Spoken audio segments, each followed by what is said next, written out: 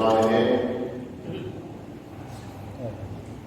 Dan juga banyak yang lainnya, yang begitu banyak yang kalau saya sebutkan satu persatu ya mungkin minum dan pulang.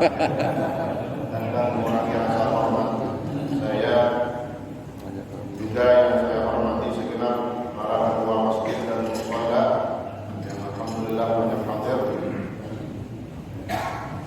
Juga yang saya hormati para hadirin bapak-bapak sekalian yang dimuliakan Allah Subhanahu wa taala. Alhamdulillah wa syukurillah pada pagi hari ini atas izin Allah kembali kita dipertemukan oleh Allah Subhanahu wa taala dalam satu majelis yang paling mulia, yaitu majelisul ilmi, dengan harapan mudah-mudahan duduknya kita di majelis ilmu mendapatkan pahala yang terbesar di sisi Allah Subhanahu wa taala. Amin ya rabbal alamin. Mari kita lanjutkan pelajaran kita dalam kitab Bidayatul Hidayah. Bismillahirrahmanirrahim. Qala Syekhul Mu'allif rahimahullahu ta'ala bihi wa ala man naf'a bihi wa bi 'ulumihi wa asrarihi fid darain amin. Walakin yanbaghi laka an ta'lama uqula kulli shay'in anna al-hidayata allati hiya thamaratul 'ilmi laha bidayatun wa nihayatun wa dhahirun wa batinun ila akhirih. Wallahu ta'ala a'lam bis-shawab.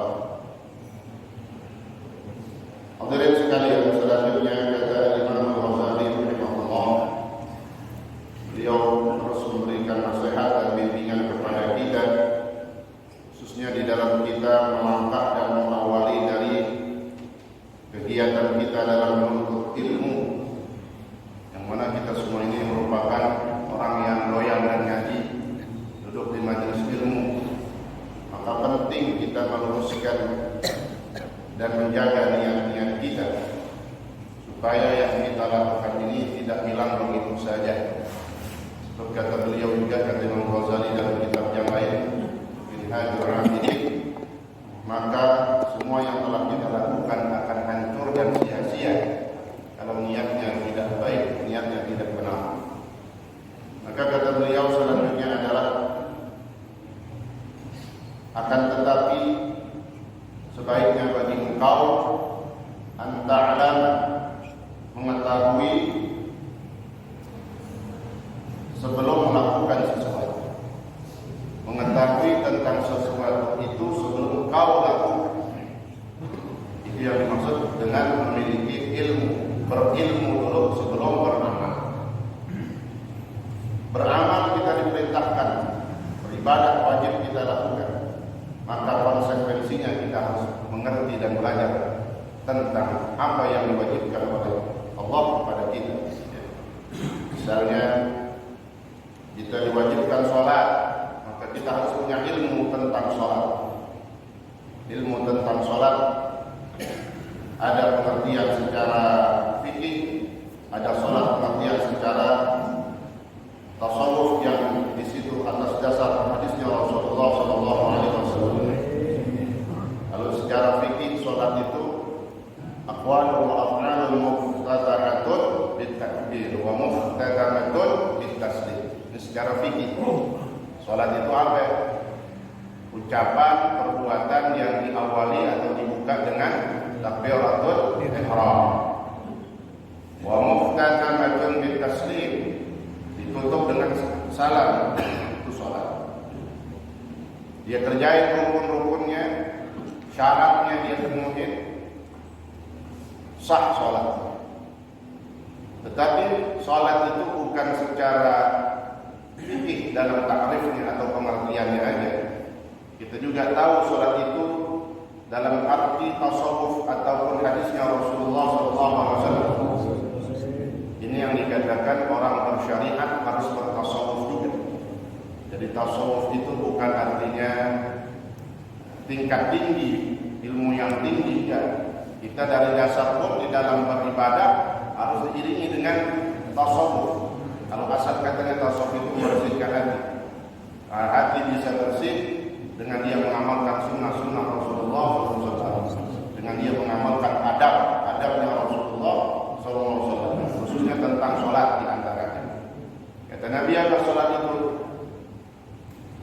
innamal musalli munajat rabbah.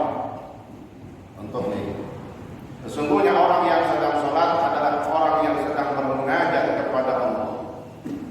Musalli munajat rabbah, orang yang sholat itu orang yang sedang berbisik, bermunajat kepada Allah Subhanahu wa Ta'ala. Berarti kalau dia lagi ngobrol, lagi berbicara khusus berdua sama Allah, maka pasti adabnya akan dia terapkan dalam diri. Matanya maka disunahkan kalau kita mau sholat sebelum takbiratul ihram an-nazar ila mawdi'i sujud. Ya. Jadi kalau kita mau sholat sunnahnya ngelihat tempat sujud kita. Jangan terang kiri muka. Ya, jangan lihat kanan kiri. Tapi udah konsentrasi, udah fokus di dalam menghadap Allah Subhanahu wa Ta'ala. Ini luar biasa dalam menerapkan minimal kekhusyuan di dalam diri kita. Jadi udah melihat tempat sujudnya, tempat sujud kita. Juga jangan melarang diri lihat tempat sujud orang lain. Kita lihat, ya taruh sorbannya di samping, sorbannya di bawah. Makin aja, mau sholat jadi lihatin sorban orang. Lihat tempat sujud kita. Itu adab atau etika. Dan banyak ya, yang nanti juga makanya selain kita belajar kitab hidayah ini, saya insya Allah akan selang-seling dalam kajian ini dengan kitab yang satu yaitu kitab fikih. Ya, insya Allah akan saya baca kitab tidak ya fikih banyak kitab fikih banyak. Nah, ini diantaranya karangan Habib Zain bin Sumir rahimahullah, singkat ya, beliau menyebutkan dengan rinci dan detail ya, insyaallah Senin depan ya, kita baca kitab fikih. Selain kita juga belajar adab ini adab di sini ya, sunnahnya, maka secara fikih pun kita akan juga belajar dan kita praktekkan dan mengoreksi dalam setiap ibadah kita. Dan kita nggak tahu, mungkin di antara kita masih banyak yang belum mengetahui tentang fikih. Fikih itu adalah kaifiyah, cara bagaimana kita beribadah kepada Allah Subhanahu wa Ta'ala, di antaranya adalah ibadah sholat dan lain-lain. Maka kata beliau, sebaiknya engkau mengetahui sebelum melakukan sesuatu. Nah, itu memang kunci setiap kita melakukan apapun. Kudu punya ilmu, bisa. Ayo dah naik mobil, siapa yang bawa? Saya. Udah bisa nyetir loh. Ini baru tumben mulai. Mobilnya penuh, kira-kira mau nggak kita naik? Inti aja dah sendiri dah. Kelihatan dari luar. Belum bisa, belum punya ilmu. Cara nyetir nggak tahu. Apa ya, semua begitu juga. Masak begitu juga. Ya. Datang ke rumah temannya disajiin sayur asam. Asam sayur baru kemarin.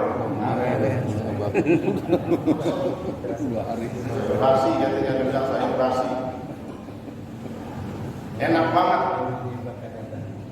Ada jengkol leweknya di situ di dalamnya. Apa lagi? Orang sini gimana?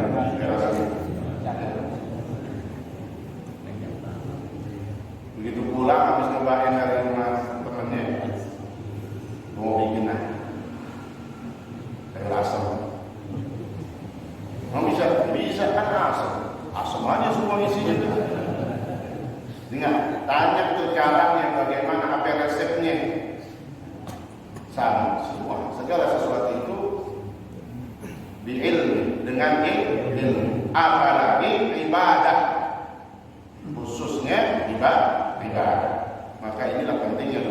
majelis ini.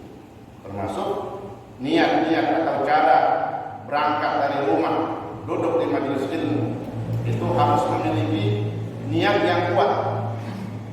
Niat yang kuat. Sebab kalau berat, nah itu kata Imam Ghazali, berarti hatimu, jiwamu masih condong kepada maksiat. Kalau masih berat melakukan kebaikan, khususnya duduk di majelis ilmu, khususnya terkait Imam Ghazali, khususnya ketika kau thalabul ilmi, kau masih berat, nah berarti kau masih condong kepada maksiat. Kan begitu pemahaman. Annal hidayah, sungguhnya hidayah, apa yang hidayah kemarin? Petunjuk Allah Subhanahu wa taala. Allati hiya thamratul ilmi laha hidayah wa nihayah. Orang ingin mendapatkan ilmu yang manfaat, yang buahnya ilmu manfaat itu adalah beramal. Sehingga dikatakan fa innal ilma bimanzilati syajarah wal ibadata bimanzilati thamaratin min thamaratiha. Perumpamaan antara ilmu dan amal yang harus sejalan. Sebelum dia beramal harus punya ilmu. Ketika dia beramal harus dengan ilmu. Kenapa? Fa innal ilma bimanzilati syajarah. Karena sesungguhnya ilmu itu ditempatkan seperti buah. Syajarah, pohon. Ilmu itu seperti pohon. Pohonnya itu ilmu. Wal ibadah, dan ibadah itulah buah. Berarti antara buah sama pohon mana dulu? Kecuali kita mau beli langsung. Pohon apa buah bulan mana? Hanya mama telur bulan mana? Di jeruk, kalau sakit hanya pohonnya ya. Di jeruk sekilo. Ini pohon mana nih? Nggak usah. Itu beda lagi. Secara asal usulnya sebelum kita bisa beramal maka harus punya ilmu. Itu yang sebenarnya. Cakep banget ulama menggambarkan ilmu itu seperti pohon, ibadah amal itu seperti buah. Berarti pohon terlebih dahulu. Ketika pohon sudah dia tanam ada numbuh, tangkai-tangkainya lalu berbuah. Buah itulah hasil daripada dia menanam. Amal itulah hasil daripada tujuan dia menuntut ilmu. Jadi tujuan kita untuk di majelis ilmu, menuntut ilmu untuk memperbaiki amal kita dan untuk kita beramal. Fayajibu 'alaika awalan an ta'rifal ma'bud. Contohnya lagi, maka wajib bagi engkau yang pertama mengenal siapa yang kau sembah. Karena kita hidup diciptakan oleh Allah, wa ma khalaqtul jinna wal insa illa liya'budun. Tidaklah Aku menciptakan bangsa jin dan bangsa manusia kecuali hanya untuk beribadah kepada. Wa ma khalaqtul jinna wal insa illa liya'buduni asal. Itu kata Allah. Kita diwajibkan ibadah. Maka sebelum kita beribadah kita harus kenal siapa yang kita sembah, yaitu Allah Subhanahu wa taala. Itu dari nyambungnya dalam sholat. Kalau dia dalam sholat cuma sekedar memenuhi syarat rukunnya aja, dia nggak tahu itu arti sholat apa tadi, kata Nabi bahwa dia sedang bermunajat.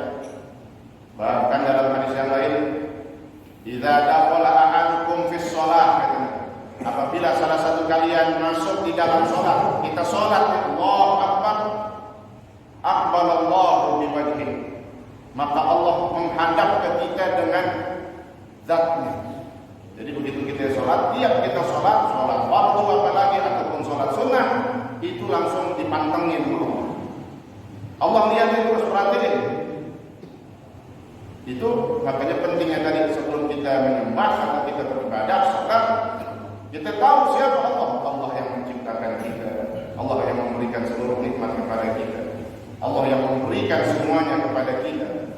Ya, bahkan keberadaan kita ini karena Allah Subhanahu wa taala. Tetapi jangan kita melupakan bahwa keberadaan kita ini hanya satu tujuannya, karena Allah ingin menciptakan Rasulullah sallallahu alaihi wasallam. Hari ini kita sudah masuk di bulan Maulid, bulan Rabiul Awal, masuk sekarang tanggal yang kedua Rabiul Awal. Adanya kita di dunia ini bukan karena sebab Allah ingin menciptakan kita manusia biasa, tapi Allah ingin menciptakan Rasulullah sallallahu alaihi wasallam. Disebabkan jadi kurang juga. Ya, kalau seandainya yang menciptakan Rasulullah, maka kita menjadi pelengkapnya. Kita ini pelengkapnya. Tujuan utamanya Allah ingin menciptakan siapa? Rasulullah sallallahu alaihi wasallam. Itu dia yang makanya yang dikatakan di dalam hadis, ya, ketika Nabi Adam bermunajat kepada Allah Subhanahu wa taala untuk supaya dosanya diampuni. Setelah puluhan tahun, akan dikatakan taubatnya Nabi Adam ribuan tahun. Ribuan tahun bertaubat kepada Allah Subhanahu wa taala, masih belum yakin, padahal Allah sudah Maha Pengampun. Allah sudah mengampuni. Tapi kata Allah, wahai Nabi Adam, kau aku ciptakan dengan syarat kalau kau mau kuterima taubatmu, maka kau bersolawat kepada nama yang ada di samping. Maka Nabi Adam melihat ke atas arsh, tertulis kalimat la ilaha illallah Muhammadur Rasulullah. Maka Nabi Adam bertawassul, ya Rabbi haqqi Muhammadin anta ghfirli. Ya Allah, dengan kemuliaan Muhammad, ampunilah kami. Maka kata Allah, karena kau telah bertawassul, minta ampun kepadaku dengan menyebut kemuliaan Nabi Muhammad sallallahu alaihi wasallam, maka aku ampuni engkau. Sehingga kata Allah, laulahu ma ghafartu laka. Seandainya tidak ada dia, aku tidak akan ampuni engkau. Subhanallah. Ini kita sudah masuk bulan Maulid. Ya, inilah cara. Makanya kita hadir di majelis ilmu yang merupakan satu majelis yang luar biasa yang disebut dengan majelisnya Rasulullah sallallahu alaihi wasallam. Ini majelisnya Nabi. Alhamdulillah, kebetulan saya mensyiarkan dan kita bisa saling mengunjungi. Dan tambahan yang hadir di sini masuk dalam hadisnya Rasulullah sallallahu alaihi wasallam. Amin. Jadi kan saya datang kemana-mana. Ada tempat yang memang ditentukan oleh Allah dan untuk mensyiarkan supaya yang mewakafkan lebih banyak mendapatkan pahala. Rasulullah SAW mengatakan di dalam hadisnya, man zarani faka'an, man zara aliman faka'anna ma zarani. Kan datang kemarin, datang ke tempat guru misalnya. Kata Nabi, siapa yang berziarah kepada orang alim, kalau ziarah datangin apa didatengin? Datang. Ini tambahan buat semangat kita dalam hadir majelis ini. Man zara aliman faka'anna ma zarani. Siapa yang berziarah kepada orang alim, datang dia, marani. Kata Nabi, faka'anna ma zarani, maka sungguh seakan-akan dia berziarah kepada. Karena para ulama itu ditempatkan, para guru-guru ditempatkan di posisinya Rasulullah sallallahu alaihi wasallam. Di antaranya ulama warasatul anbiya. Tuh posisinya ulama yang ditempatkan di tempatnya Rasulullah. Maka kata ulama, tidak ada tempat yang paling mulia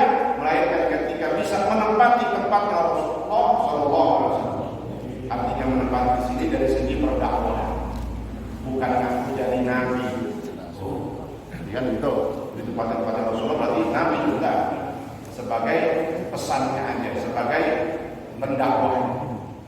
Jadi kata Nabi, siapa yang menzar aliman, datang kepada orang alim, kita datang ke rumah guru kita datang ke majelis guru kita. Makanya para ulama selain dia mengajar di tempatnya, di tempat jamaahnya, dia juga bikin majelis di tempat. Ali bin Abdul Rahman sedap Imam Abu dan Sabtu ada Ali bin Abdul Rahman Al-Wita, ya, beliau ada di mana, tapi ada tempat supaya orang juga bisa datang ke tempat. Dan banyak guru-guru kita yang lainnya. Nah, itu tujuannya untuk mengamalkan hadisnya Rasulullah. Man zarani faka'an, man zara aliman faka'anna mazarani. Siapa yang berziarah kepada orang alim, maka dia seakan-akan berziarah kepadaku, kata Rasul. Kemudian apa lagi? Wa man safaha aliman faka'annama safahani. Ini nyambung ini hadis ini. Siapa yang bersalaman musafahah. Salaman sekarang banyak alergi. Dulu awal, sekarang udah hilang. Ya, tetap kita pakai salaman musafahah. Musafahah itu sunnah. Ya, sunnahnya Rasulullah SAW. Akhir kata Nabi, tasafahu fa innahu yudhibul qillah. Musafahatlah, ini dalil orang salam. Ya. Kita bisa aja nih melawan pemerintah. Ngapain larang salaman? Salaman itu musafahah, kata ulama, baqdul kaf ala baqdil kaf. Ini salaman yang benar begini. Bukan begini. Tiba-tiba kaki ditendang. Ya, enggak ada bolatnya aja. Ini musafah. Kata Nabi, tasafahu fa innahu yudhibul qillah. Salaman kalian, saling salaman. Kenapa? Manfaatnya itu menghilangkan kebencian, menghilangkan kemarahan dan dendam, dengki. Kalau sekarang udah pada salaman, ya wajar orang pada ribut berantem, kenapa? Pada marah, pada dengki. Maka orang jaga karsa, ya, nggak pakai salaman, pakai salaman. Ya, ini hadisnya Rasulullah.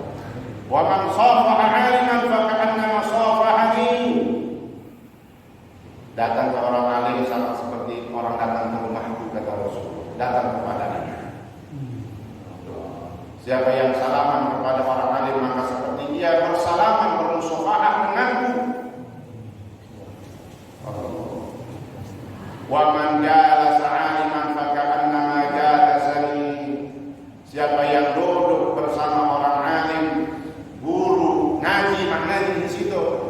Ya, ada gurunya, berarti dia semua duduk bersama ulama, duduk bersama guru-gurunya. Maka faka'annama jalasani, seakan-akan dia duduk bersama. Itu dia maka dari hadis ini disebutnya majlis kali ini adalah majlisnya Rasulullah Sallallahu Alaihi Wasallam. Ini majlisnya Rasulullah. Tapi nggak perlu bikin nama besok majlis Rasulullah. Tersaingkan yang di awal-awal. Tetap majlisnya Rasulullah yang sebenarnya adalah majlis ilmu. Lalu apa yang terakhir kata Nabi ditutup hadis ini? Wa man jalasani jalasahu, wa man jalasani jalasallahu ma'i yaumal qiyamah fil jannah. Dan siapa yang duduk bersamaku dalam majelis ilmu,